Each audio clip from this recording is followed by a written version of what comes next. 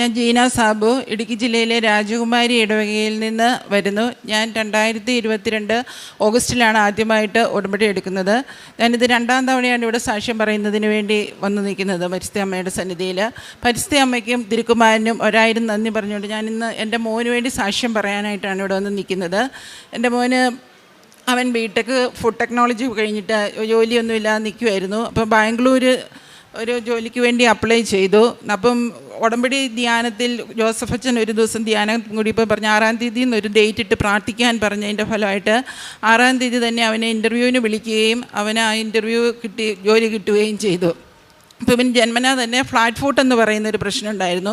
അപ്പം നടക്കുമ്പോൾ കൂടുതൽ സമയം നടന്നു കഴിഞ്ഞ് കഴിഞ്ഞാൽ അവന് കാലിന് ഭയങ്കര വേദനയായിരുന്നു. 2 വർഷമായുള്ള അത് കൂടുതലായിട്ട് അനുഭവപ്പെടാൻ തുടങ്ങിയിട്ട്. അപ്പം ഞങ്ങൾ ഉടമ്പടി തൈലം ഉപയോഗിച്ച് കാലിൽ കുരിശൊരിച്ച് പ്രാർത്ഥിക്കുകയും മാതാവിനോട് കണ്ണീരോടെ പ്രാർത്ഥിക്കുകയും ചെയ്തു. അവന് കിട്ടിയ ജോലി എന്ന് പറയുന്നത് ആ കമ്പനിയിൽ ഒരു ഡെയിലി ഒരു 10-18 കിലോമീറ്ററിൽ ഒരു ദിവസം അങ്ങോട്ടും ഇങ്ങോട്ടുമായിട്ട് നടക്കണമായിരുന്നു. അപ്പോൾ ഞാൻ ഓർത്ത് എൻ്റെ മാതാവ് ഈ കൊച്ച് എങ്ങനെ നടക്കും. അപ്പോൾ എന്തായാലും അവിടെ പോയി ജോലിയിൽ പ്രവേശിച്ച് അവന് നടക്കുന്നതിന് യാതൊരു ബുദ്ധിമുട്ടുമില്ല. ആ പ്രശ്നം മാതാവ് മാറ്റി തന്നു. അതുപോലെ തന്നെ ഈ മോന് ഓസ്ട്രേലിയയിലേക്ക് ഒരു വർക്ക് വിസയ്ക്ക് വേണ്ടി അപ്ലൈ ചെയ്തിട്ടുണ്ടായിരുന്നു. പുതിയതായിട്ട് തുടങ്ങിയ ഒരു വിസയായിരുന്നു. അതിൽ 3000 പേർക്ക് ആണ് ആ വിസ ഇന്ത്യയിൽ നിന്ന് അപ്ലൈ ചെയ്യാൻ പറ്റുന്നത്. അതിൽ തന്നെ എൻ്റെ മോൻ അത് അപ്ലൈ ചെയ്യുകയും അത് ബാലറ്റ് വിസയായിരുന്നു. ആ ബാലറ്റിലൂടെ അവൻ ആ വിസ കിട്ടുകയും ചെയ്തു. അവൻ ഈ ശനിയാഴ്ച ഓസ്ട്രേലിയയിലേക്ക് കയറിപ്പോവുകയാണ്. അവൻ്റെ വിസയുടെ ദിവസം എന്ന് പറയുന്നത് 90 ദിവസമായിരുന്നു. ആ 90 ദിവസത്തിനുള്ള വിസ കിട്ടും എന്നാണ് പറഞ്ഞിരുന്നത്. അപ്പോൾ 90 ദിവസത്തിനുള്ളിൽ വിസ കിട്ടാതെ വന്നു കഴിഞ്ഞപ്പോൾ മോൻ പറഞ്ഞു, അമ്മ ഇനി കിട്ടുകയല്ലേ, എങ്ങനെയാണ്? ഞാൻ പറഞ്ഞു, മോനെ പേടിക്കണ്ട എന്ന് പറയുകയും ഞാൻ അവൻ്റെ പാസ്പോർട്ട് മാതാവിൻ്റെ രൂപത്തിൻ്റെ മുമ്പിൽ വെച്ച് തൈലം പുരട്ടി പ്രാർത്ഥിച്ചതിൻ്റെ ഫലമായിട്ട്, അതുപോലെ തന്നെ മോൻ പ്രത്യക്ഷീകരണ പ്രാർത്ഥന ചെല്ലുകയും അനുദിന ഡെയിലി ബ്രെഡ് എന്ന് എല്ലാ ദിവസവും കൂടുകയും ചെയ്യുന്നതായിരുന്നു. ഞങ്ങൾ എല്ലാ ദിവസവും പള്ളിയിൽ പോയി പ്രാർത്ഥിക്കുന്നതിനും വിശുദ്ധ കുർബാന അർപ്പിക്കുകയും ചെയ്യുമായിരുന്നു. അതുപോലെ പത്രമാണെങ്കിൽ ഞാൻ നടന്ന് എല്ലാ വീടുകളിൽ കൂടി കൊണ്ട് കൊടുക്കും. അതുപോലെ ബസ് സ്റ്റാൻഡുകളിൽ കൊണ്ട് പത്രം കൊടുത്തിട്ടുണ്ട്. അതുപോലെ തന്നെ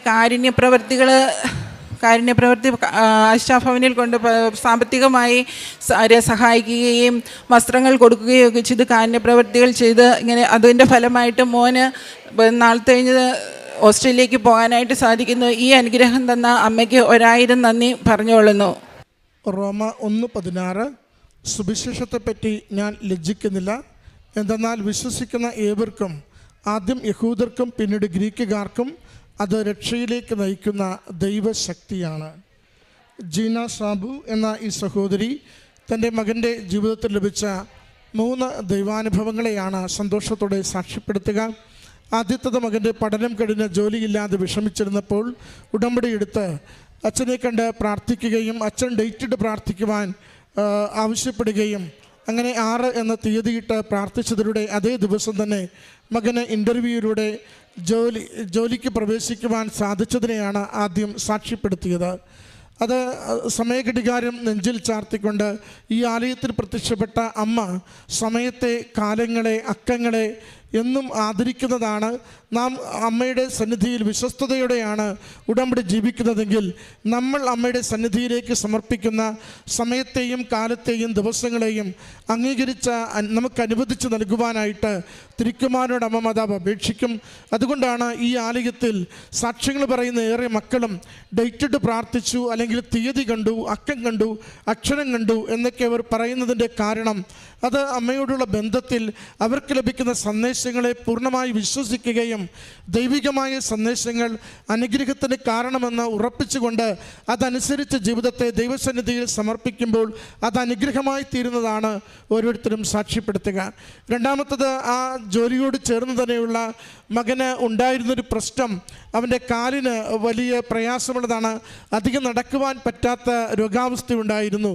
അമ്മ പറയുന്നുണ്ട്, ഒരു ദിവസം രാവിലെ മുതൽ വൈകുന്നേരം വരെ ഏതാണ്ട് 10-18 കിലോമീറ്റർ നടക്കേണ്ടിയിരുന്ന ഒരു ജോലിയാണ് അവൻ ആ ജോലിയിൽ ലഭിക്കുന്നത്. അത് അവന് സാധിക്കില്ല, അവനത് നന്നായി ചെയ്യുവാൻ പറ്റില്ല. അവൻ ജോലി കിട്ടി എങ്കിലും ജോലി എടുക്കുവാൻ പറ്റുമോ എന്ന പ്രതിസന്ധിയിലേക്കാണ് കുടുംബം വന്നെത്തിച്ചേരുന്നത്. അതും അമ്മ മാതാവിൻ്റെ നടയിൽ തന്നെയാണ് നിയോഗം സമർപ്പിച്ച് പ്രാർത്ഥിക്കുകയും ഉടമ്പടി തൈലം കുരിശടയാളം വരച്ച വിശ്വാസ പ്രമാണം ചൊല്ലി മകനത് ആ കാലിൻ്റെ സൗഖ്യത്തിന് വേണ്ടിയും വേദനകൾ മാറുന്നതിനും നന്നായി കാല് ഉറപ്പിച്ച് ചവിട്ടി നടക്കുവാനുള്ള കൃപയ്ക്ക് വേണ്ടിയും അപേക്ഷിക്കുന്നത്. അമ്മ പറയുന്നുണ്ട്, ഇത്രയും നാളും അവിടെ ജോലിയെടുത്തിട്ട് യാതൊരു കുഴപ്പവുമില്ലാതെ ആ പൂർണ്ണ ആരോഗ്യത്തോടു കൂടി ജോലി ചെയ്യുവാൻ പറ്റും വിധം മകന് സൗഖ്യം ലഭിച്ചതിനെക്കുറിച്ച്.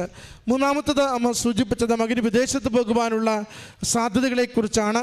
അതും അമ്മ മാതാവിൻ്റെ തിരുനടയിൽ തന്നെ നിയോഗം സമർപ്പിക്കുന്നു. സമയച്ചുരുക്കത്തിൻ്റെ അമ്മ അധികം ക്ലേശങ്ങളില്ലാതെ ഓസ്ട്രേലിയയിലേക്ക് പോകുവാനുള്ള എല്ലാ കാര്യങ്ങളും വേഗത്തിൽ ക്രമീകരിച്ചു കൊടുത്ത് മകൻ്റെ ജീവിതം ഭാവി സുരക്ഷിതമാക്കിയതിൻ്റെ സന്തോഷമാണ് അൾത്താരയിൽ പങ്കുവെക്കുക. ഉടമ്പടി ജീവിതം നമുക്ക് എപ്പോഴും കൈമാറുന്നത് ഒന്ന് വിശ്വാസത്തിലുള്ള വളർച്ചയാണ്.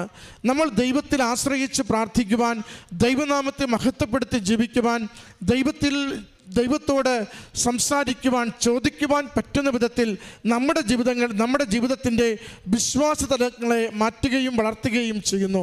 അതാണ് ആ സഹോദരി പറയുന്നത്. 6-ാം തീയതി അച്ഛൻ പറഞ്ഞു, ആ തീയതിയിട്ട് പ്രാർത്ഥിക്കുമെന്ന് പറയുന്നു. ആ തീയതിയിൽ ദൈവം എൻ്റെ ജീവിതത്തിൽ ഇടപെടുമെന്ന ബോധ്യവും വിശ്വാസത്തിനും വളരുന്നതിനെക്കുറിച്ച് സൂചിപ്പിക്കുന്നത്. മറ്റൊന്ന്, ഉടമ്പടി ജീവിതം നമുക്ക് കൈമാറുന്നത് ഏത് രോഗദുരിതവും ഏത് ജീവിത വിഷയവും അത് അമ്മ മാതാവിലൂടെ ഈശോ ഏറ്റെടുക്കുകയും ഞാനത് നേർച്ച വസ്തുക്കൾ അത് പ്രയോഗിക്കുമ്പോൾ അത് സൗഖ്യത്തിന്, അഭിഷേകത്തിന് തടസ്സങ്ങൾ മാറുന്നതിന് കാരണമാകുമെന്ന് ഞാനത് ഉറച്ച് വിശ്വസിച്ചുകൊണ്ടാണ് ഉപയോഗിക്കുന്നതെങ്കിൽ എൻ്റെ അമ്മ മാതാവിലൂടെ ഈശോ അതെനിക്ക് അനുവദിച്ചു തരുമെന്ന ബോധ്യമാണ്. അതാണ് സഹോദരി പറയുന്നത്. കാലിനുണ്ടായ ആ വലിയ വളവും നടക്കുവാനുണ്ടായ പ്രയാസങ്ങളിലും അത് അമ്മ മാതാവിൽ മാത്രം ശരണപ്പെട്ട മറ്റൊരു മരുന്നും ഉപയോഗിക്കാതെ തൈലം ഉപയോഗിച്ച് പ്രാർത്ഥിക്കുമ്പോൾ കിട്ടിയ സൗഖ്യത്തെയും സംരക്ഷണത്തെയും കുറിച്ച്. മൂന്നാമത്തത്, ഉടമ്പടി ജീവിതം നമ്മുടെ ജീവിതത്തെ എപ്പോഴും ശുഭകരമാക്കും, കൂടുതൽ മേന്മയുള്ളതാക്കും, ശ്രേയസ്സുള്ളതാക്കും, ഭൗതിക ജീവിത മേഖലകളെ അനുഗ്രഹിക്കുമെന്ന് നമുക്ക് എപ്പോഴും അറിയുവാൻ സാധിക്കും. മകന് വിദേശത്ത് ഒരു കൂടുതൽ മെച്ചപ്പെട്ട ഒരു ജോലിയിലേക്ക് അവൻ പ്രവേശിക്കുമ്പോൾ അതിലൂടെ അവൻ ലോകത്തോട് പറയുക, ഞാൻ ദൈവത്തിൽ ആശ്രയിച്ചു, ദൈവം എൻ്റെ ജീവിതത്തെ കാണുകയും സംരക്ഷിക്കുകയും ഉയർത്തുകയും ചെയ്തു. ഈ ജീവിതത്തിൻ്റെ നന്മകളിലേക്കാണ് നാം ഓരോരുത്തരും ഉടമ്പടിയിലൂടെ പ്രവേശിക്കുന്നത്. നമ്മുടെ നിയോഗങ്ങളെ, ജീവിത ക്ലേശങ്ങളെ അത് തരണം ചെയ്യുവാനും ദൈവകൃപയിൽ നമുക്ക് ജീവിക്കുവാനുമുള്ള അനുഗ്രഹത്തിന് വേണ്ടി അമ്മ മാതാവിനോട് പ്രാർത്ഥിക്കാം. ഈ കുടുംബത്തിന്, ഈ മകന് ലഭിച്ച ഈ അനുഗ്രഹങ്ങൾക്ക് അമ്മ മാതാവിനും തിരുക്കുമാരനും നന്ദി പറഞ്ഞുകൊണ്ട് കരങ്ങളടിച്ച് ഈ സാക്ഷ്യം നമുക്ക് സമർപ്പിക്കാം. അത്യപൂർവ ദൈവാനുഭവങ്ങൾ ഇനി നിങ്ങൾക്കും സ്വന്തം. ഈ യൂട്യൂബ് ചാനൽ ഇതുവരെ സബ്സ്ക്രൈബ് ചെയ്തിട്ടില്ലെങ്കിൽ ഇപ്പോൾ തന്നെ സബ്സ്ക്രൈബ് ചെയ്യുക. ഈ വീഡിയോ ഇപ്പോൾ തന്നെ നിങ്ങളുടെ സുഹൃത്തുക്കൾക്ക് ഷെയർ ചെയ്തുകൊണ്ട് കർത്താവിന്റെ പ്രേക്ഷിതരാകുക.